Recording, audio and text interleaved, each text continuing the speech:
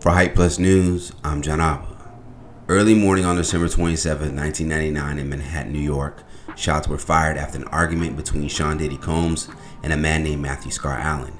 After the incident, rapper Sean, who was under Bad Boy Records, was arrested while Diddy and his girlfriend at the time, Jennifer Lopez, fled the club, but were eventually stopped by police and arrested. Lopez was released after 14 hours and was never charged in the case, while Combs and his bodyguard Anthony Jones were acquitted on weapons charges. Sean, on the other hand, was convicted of assault and gun possession and sentenced to 10 years in prison. Well, one of the victims in the shooting, Natanya Rubin, who has never changed her story since day one, has stated once again that it was Diddy, not Sean, who shot her in the face and got away with it. Rubin has insisted for years that Sean had unfairly taken the fall for Diddy. I said it immediately. I literally watched them pull out the guns. For God's sake, I got shot in my nose. I was facing them directly. I watched everything occur and have described it to all parties involved.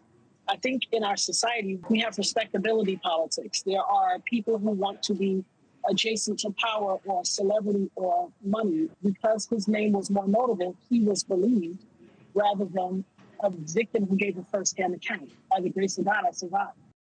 During the conversation, guest host Brian Eaton would mention that Rodney Jones, aka Little Rod, is suing Diddy for sexual harassment.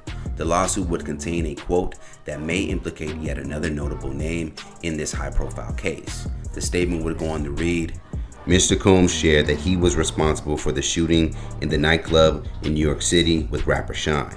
He shared that artist and Mr. Combs' girlfriend at the time, Jennifer Lopez, aka J-Lo, carried the gun into the club for him and passed him the gun after he got into an altercation with another individual. Now, according to the source, Little Rod is now coming forward to identify Diddy as the shooter from that night.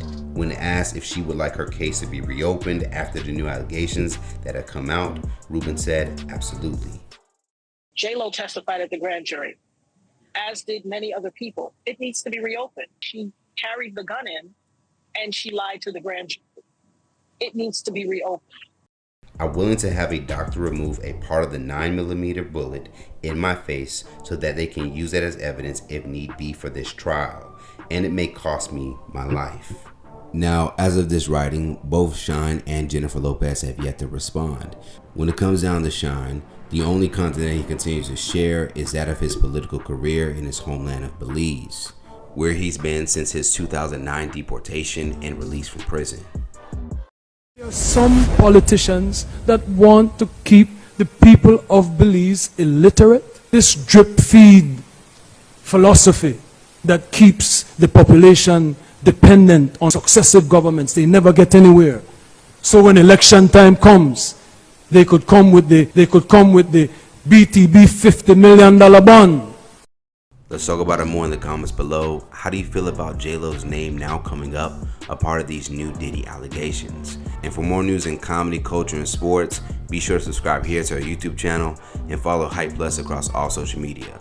Plus, check out thehypemarket.com, that's thehypemarket.com, for cool and original merch, as well as some of our new services that we have to offer.